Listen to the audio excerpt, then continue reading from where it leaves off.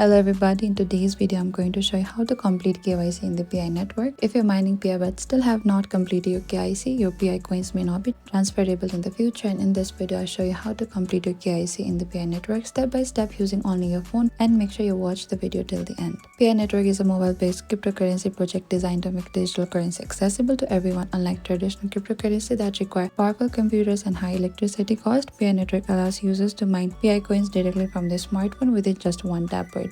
So over here, first you need to open to your Pi network app. So after that, when you reach into this interface in the top left, because there's a 3-line icon, select to this 3-line icon. Here you can go to this Pi browser just below the mainnet. So you can select to the sign into your Pi browser here, and you just reach to your Pi browser. Here what you can do is in Pi browser you need to tap on the KYC here. So here if there's a slot available, you're good to proceed. You can select a country of the residence carefully, and this is important because document requirements depend on your country. Choose a valid government issue ID, national ID, passport, driving license. Take clear photos of your document as instructed and complete with the liveness check by the scanning your face. Make sure good lighting and submit the application. Your KYC status will now be as a pending review, and KYC approval can take a few hours to several days depending on validation availability. And once approved, your Pi account will be marked as KYC verified, bringing you one step closer to the mainnet access. And that is it. That's how you can complete a KYC in Pi network easily. If this video helped you, don't forget to like and share and subscribe. And if you have any confusion or trouble, please comment down below and we will reach out to you very soon.